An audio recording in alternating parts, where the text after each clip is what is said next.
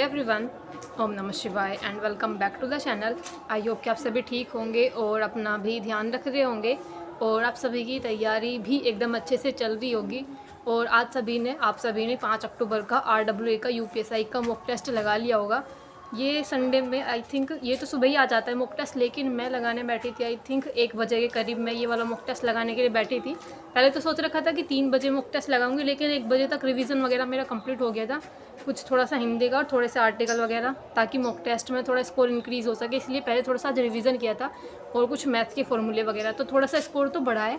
लेकिन मुझे लगता है कि शायद कुछ ना कुछ एक दो ऐसा हो सकता है कि तुक्के भी होंगे, क्योंकि एक तो इसका सोल्यूशन ओपन नहीं हुआ, आप सभी ने देखा होगा। मुझे लगता है इसके बाद अब जितने भी मॉक टेस्ट आएंगे उनमें सोल्यूशन ओपन नहीं होगा, अब वो बाद में ओपन होया करेगा। कुछ चीज़ें चलो ठीक है कि एक दिन बाद ओपन होगा, लेकिन उस टाइम पर यह रहता है ना कि जब आपने मॉक टेस्ट लगाया आप तुरंत उसका एनालिसिस कर लेते हो, फिर एक बार हट जाता है ना कि बाद में एनालिसिस करेंगे, तो वो बाद ही रह जाता है, उसके बाद नहीं हो पाता सही से। तो मॉक टेस्ट तो मैंने लगा लिया, और अगर देखो एनालिसिस के लिए मेरे पास क्वेश्चन तो नहीं है, क्योंकि क्वेश्चन अभी ओपन ही नहीं हुए थे। जिस टाइम मैं ये वीडियो भी रिकॉर्ड करी उस टाइम तक भी क्वेश्चन ओपन नहीं हुए हैं।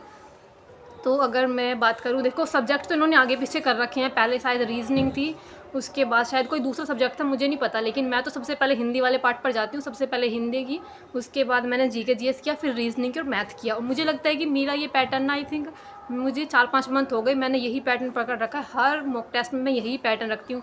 अगर मैं अपना इतना सा पैटर्न भी चेंज कर दूँ ना कि पहले मैथ सोल्व कर ले उसके बाद रीजनिंग, तो मेरा पूरा टाइमिंग गड़बड़ हो जाती है, और जिसकी वजह से मेरा टाइम नहीं बच पाता मॉक टेस्ट के लिए। क्योंकि अब तो मैंने पूरा डिवाइड कर रखा है कि हाँ इतने मिनट के अंदर मुझे हिंदी कंप्लीट करनी है, इतने मिनट के अंदर जीके जीएस। मैंने वैसे टारगेट ये रख रखा है कि हिंदी को 10 मिनट में कंप्लीट करना है और 10 ही मिनट में जीके जीएस वाला पार्ट, बाकी के टाइम में रीजनिंग, और रीजनिंग के बाद जितना भी टाइम बचा सकूँ मैं उतना मैक्सिमम टाइम मैं मैथ के लिए बचाने की कोशिश करती हूँ। क्योंकि आप सभी ने भी देखा है मैथ के अंदर मुझे लगता है मेरा काफ़ी टाइम लग जाता है।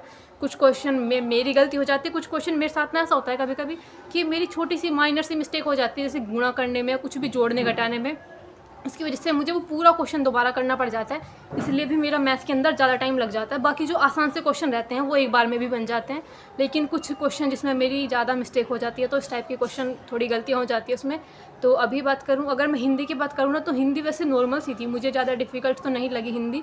लेकिन हिंदी में जैसे रै का पूछ रखा था ना कि रै का मतलब रै को पूरा क्लासीफाई करना था कि क्या क्या चीज़ें रहती हैं, अल्प प्राण है, अघोष है या सघोष है। तो रै के अंदर और लै के अंदर ना मुझे बड़ा कन्फ्यूज़न सा रहता है कि रै और लै दोनों का ऐसा रहता है कि एक पार्श्विक होता है और एक लुंठित होता है शायद, और एक वतर्स्थ करके कुछ। तो इन 2-3 वर्ड में ना कन्फ्यूज़न रहते हैं कि कौन सा क्या रहेगा। लेकिन फिर भी मैंने 1-2 ऑप्शन एलिमिनेट कर दिए थे कि ये जो रै जो है ये कभी भी स्पर्श व्यंजन में तो नहीं जाएगा, ऐसे करके मैंने एलिमिनेट किए, तब जाकर मैंने वो लगाया था। पता नहीं मेरा ठीक हुआ या नहीं हुआ, क्योंकि सॉल्यूशन तभी ओपन नहीं हुआ। लेकिन उस क्वेश्चन में मैं थोड़ा सा कन्फ्यूज़न में थी, जो रै वाला था, रै का पूछा हुआ था कि क्या क्या चीज़ें बनेंगी, और बाकी और तो मुझे पता भी नहीं चल रहा कि क्या क्या क्वेश्चन गलत हुए होंगे, क्योंकि जब सॉल्यूशन ओपन होता है ना तभी सही से पता चल पाता है कि क्या रहता है। और अगर मैं जीके जीएस की बात करूं तो मुझे लगता है कि थोड़ा सा स्कोर इम्प्रूव हुआ है, शायद ये तुक्के लगे हैं, क्योंकि आज मेरा पहले वाले मॉक टेस्ट है, शायद जीके जीएस के अंदर थोड़ा सा स्कोर इंक्रीज़ हुआ है। देखो इतनी ज़्यादा डिफिकल्ट भी नहीं थी, जैसे कुछ क्वेश्चन जैसे इन्होंने बीएनएस वगैरह से दे रखे थे, उसमें ये पूछते हैं कि मतलब उसको सिर्फ जेल होगी या फिर उसको मतलब जुर्माना भी लगाया जाएगा। तो डेफिनेटली सी बात है कि इसमें एक चीज़ तो होती नहीं, हमेशा दोनों ही चीज़ होते हैं, या तो जेल भी हो सकती है और जुर्माना भी लगाया जा सकता है, मतलब दोनों चीज़ हो जाती हैं। तो इससे रिलेटेड 2-3 क्वेश्चन थे, तो इस वजह से भी कुछ हेल्प मिली उन क्वेश्चन को करने में। उसके बाद वो इंटरपोल का मुख्यालय वाला भी ना आपने देखा होगा, 2 क्वेश्चन थे, एक तो मिलान में दे रखा था जिसमें मिलान करने थे, मैच करना था, और एक अलग से पूछा हुआ था कि इंटरपोल का मुख्यालय कहाँ है। तो वो वाला क्वेश्चन, मुझे लगता है कुछ क्वेश्चन ना ऐसे ही थे आज जीके जीएस के अंदर, जिसकी वजह से सभी का 1-2 क्वेश्चन इंक्रीज़ हुआ होगा। और रीजनिंग की बात करूँ, रीजनिंग तो नॉर्मल सी थी, लेकिन मेरे जो क्वेश्चन नहीं बने थे, वैसे आज इनपुट आउटपुट से भी क्वेश्चन दे रखा था, हालांकि आसान था। देखो जो उसका चरण निकालना था कि उसका तीसरा चरण पूछा हुआ था, शायद वो भी हो गया था, और एक पूछा हुआ था कि इसका अंतिम चरण कौन सा होगा, तो वो भी गया था शायद मेरा। लेकिन इसमें ना मुझे थोड़ा सा कन्फ्यूज़न रहता है, क्योंकि इसमें पूरी सीरीज़ आपको बनाकर देखनी पड़ती है कि कैसे कौन सा लास्ट वाला चरण बनेगा। तो हो गया था वैसे वो भी। बाकी एक तो आज मुझे लगता है कि अब एक मॉक टेस्ट से ऐसा हो रहा है कि इसमें वो वाला क्वेश्चन नहीं आ रहा, चयन किया जाएगा नहीं किया जाएगा, वो वाला मॉक टेस्ट में मुझे नहीं लग रहा वो क्वेश्चन नहीं आ रहा शायद। तो वो था। और रीजनिंग का जो मेरा गलत हुआ था, सबसे पहले तो जो मैंने रीजनिंग स्टार्ट की ना, आई थिंक पहला या दूसरा क्वेश्चन था, वो था 1, 1, 13, 19 और 169 करके वो वाला क्वेश्चन था। उसका लॉजिक मुझे पता नहीं चल रहा था कि क्या बना रखा है, मतलब क्या जोड़ रखा है या क्या स्क्वायर कर रखा है, मल्टीप्लाई कर रखी है, मतलब किस चीज़ को कैसे कर रखा है। मल्टीप्लाई तो उसमें ज़रूर होगी क्योंकि उसमें बहुत बड़ी संख्या बनी थी, 169 के बाद 1800 के करीब में संख्याएँ बन रही थी, तो गुणा तो किसी चीज़ की होगी या फिर किसी चीज़ का स्क्वायर होगा या क्यूब होगी। तो वो क्वेश्चन मेरा नहीं हुआ था। उसके बाद एक और था वो 5, 18, 32 वाला, उसमें क्या लॉजिक लग रहा था वो भी मेरा नहीं हुआ था, उसमें क्या लॉजिक था। तो मुझे लगता है मेरे ये 2-3 चैप्टर ना ऐसे हैं इनके क्वेश्चन गलत हो ही जाते हैं। तो रीजनिंग में ये सारी गलतियाँ थी। और मैथ की अगर मैं बात करूँ तो मैथ में देखो आज मुझे लगता है जो लास्ट संडे का मॉक टेस्ट था उससे शायद थोड़ा सा इजी था आज मैथ, क्योंकि पिछले वाले मॉक टेस्ट में तो मेरे आई थिंक 25 या 26 क्वेश्चन बने थे, लेकिन इस वाले में उससे थोड़ा सा इम्प्रूव हुआ है। तो मुझे लगता है कहीं ना कहीं आसान था। देखो जो आज चार्ट के क्वेश्चन दे रखे थे ना, जो ग्राफ वाले क्वेश्चन थे वो डिफ़िकल्ट नहीं थे। एक में तो सिर्फ जोड़ ही करना था सबका, जो क्रिकेट और फुटबॉल के खिलाड़ियों की संख्या जोड़नी थी 19 और 20 की शायद, या शायद 19 और 22 पता नहीं कौन सी थी। तो उसमें तो सिर्फ योग करना था, एक में अनुपात बताना था। तो आज ग्राफ वाले क्वेश्चन डिफ़िकल्ट नहीं थे। डिफ़िकल्ट जो मुझे लग रहे थे, एक तो मुझे लगा वो क्वेश्चन जो कि था एम से शुरू होकर दो हैं, ए और बी हैं, जो एम से शुरू होकर एन तक जाते हैं, वापस आते हैं, फिर वहाँ पे वो मिल रहा था, उसके बीच की डिस्टेंस बतानी थी। वो वाला क्वेश्चन मेरा नहीं बन पा रहा था कि इसको कैसे करूँ, फिर मैंने तुक्का लगाया था उसमें, तो पता नहीं ठीक हुआ नहीं हुआ। और मैथ में 1-2 क्वेश्चन और ऐसे ही थे जो नहीं हो रहे थे, मतलब इस टाइप के। एक तो मेरा टाइम एंड स्पीड वाला चैप्टर मैंने अभी करा भी नहीं है, मतलब रिविज़न नहीं करा इसका, और इसलिए गलत हुआ। बाकी मॉक टेस्ट में इसके बाद जो एक क्वेश्चन आया हुआ था उसमें टाइम एंड वर्क का क्वेश्चन आया हुआ था, वो थोड़ा सा आसान था वैसे क्वेश्चन, लेकिन उसमें पता क्या था, उसमें थोड़ा सा एलसीएम निकालने में हो रहा था कि एलसीएम कैसे निकलेगा, लेकिन बड़ी वाली संख्या का करके बन गया था 247, मतलब उसमें एक मल्टीपल बन रहा था, तो उसका होके वो भी हो गया था। लेकिन उसमें ना थोड़ा टाइम लग जाता है फिर इस टाइप के क्वेश्चन जब आप कर रहे हो, जिसमें आपको एलसीएम निकाल के अलग से देखना पड़ रहा था कि कौन से वाला एलसीएम बनेगा। और तो मैथ में ऐसा ही रहा था। चलो फिलहाल मैंने एक मोटा मोटी सा आप सभी को बता दिया कि किस में किस टाइप के क्वेश्चन मुझे गलत लगते हैं। और रीजनिंग में तो मुझे लगता है मेरी एनालॉजी, नंबर सीरीज़ और एक जो बुक्स के अंदर क्वेश्चन आता है, ये 3-4 क्वेश्चन मैंने प्रैक्टिस भी काफ़ी कर ली इनकी, लेकिन फिर भी माइंड में मेरे बहुत सारे लॉजिक नहीं आते कि क्या क्या जुड़कर क्या ऐसा बन सकता है, किसकी मल्टीप्लाई हो सकती है, ये स्क्वायर हो सकता है, क्यूब बन सकता है। तो ये वाले क्वेश्चन मेरे ज़्यादातर गलत ही हो जाते हैं। और मैथ के अंदर आई थिंक एक डायरेक्शन वाला क्वेश्चन दे रखा था, अगर आपको याद है तो एम और पी दे रखे थे, फिर एम से पी की डायरेक्शन पूछी हुई थी, तो वो क्वेश्चन भी मेरा नहीं बना था। लेकिन उसमें ना अच्छी चीज़ ये थी कि उसमें डायरेक्शन एक ही जगह से ही दे रखी थी, मतलब कोई 4 ऑप्शन में ना अलग अलग डायरेक्शन थी, इसलिए मैंने वो क्वेश्चन का मतलब नंबर में आंसर नहीं निकाला, सिर्फ उसकी डायरेक्शन मैच की थी, जो कि थी दक्षिण पूर्व डायरेक्शन में। तो पता नहीं वो क्वेश्चन ठीक हुआ नहीं हुआ, तो सब्जेक्ट वाइज मैंने बता दिया। चलो अभी देखते हैं कि क्या क्या क्वेश्चन रहे। तो अभी चलो क्वेश्चन देखते हैं पहले क्या क्या क्वेश्चन थे।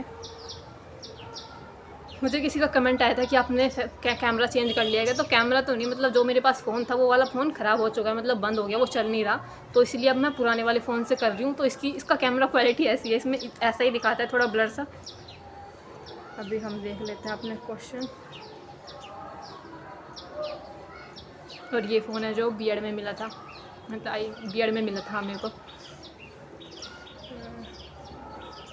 सबसे पहले जीके जीएस की बात करते हैं। जीके जीएस के अंदर मेरे 26 क्वेश्चन सही थे और 14 क्वेश्चन गलत थे। 6 मिनट सही क्वेश्चन को करने में लगे थे और 3 मिनट लगे थे गलत क्वेश्चन को करने में। और मैथ वाले पार्ट की अगर बात करूँ तो इसमें 35 क्वेश्चन सही थे, 5 क्वेश्चन गलत थे। 57 मिनट सही क्वेश्चन को करने में लगे थे और 9 मिनट लगे थे गलत क्वेश्चन को करने में। टाइम मेरा बहुत ज़्यादा लग रहा है मैथ में, क्योंकि यहाँ चलो मैनेज हो रहा है जो भी चीज़ें हैं, क्योंकि यहाँ पर तो हमें गोला नहीं भरना, कुछ नहीं करना, एकदम फटाफट टिक किया। लेकिन थोड़ी सी ना एक दिक्कत हो रहा है, RW ऐप ना थोड़ा सा स्लो चलता है, मतलब एक क्वेश्चन को क्लिक करो तो थोड़ी सी देर, मतलब टाइम लेता है 1-2 सेकेंड का वो अलग नेक्स्ट क्वेश्चन पर जाने में। तो मैथ में मैंने बता दिया आप सभी को स्कोर। और इसके बाद रीजनिंग की अगर बात करूँ तो रीजनिंग में 35 क्वेश्चन सही थे, 5 क्वेश्चन गलत थे। 23 मिनट सही क्वेश्चन को करने में लगे थे और 5 मिनट लगे थे गलत क्वेश्चन को करने में। हिंदी में मेरे 35 क्वेश्चन सही थे और 5 क्वेश्चन गलत थे। 9 मिनट सही क्वेश्चन को करने में लगे थे, 1 मिनट लगा था गलत क्वेश्चन को करने में। हिंदी आज पहले वाले मॉक टेस्ट से शायद थोड़ी सी डिफ़िकल्ट थी, तो हिंदी हो गई थी। उसके बाद मुझे लगता है सब्जेक्ट वाइज तो बता दिया। अभी फाइनली ओवरऑल स्कोर देखते हैं यूपीएसआई 5 अक्टूबर 2025 का RWA के मॉक टेस्ट का। 327.5 था, 400 में से 307 रैंक थी, 19,543 में से 98 परसेंटाइल थी। 131 क्वेश्चन सही थे, 29 क्वेश्चन गलत थे और 81% एक्यूरेसी थी।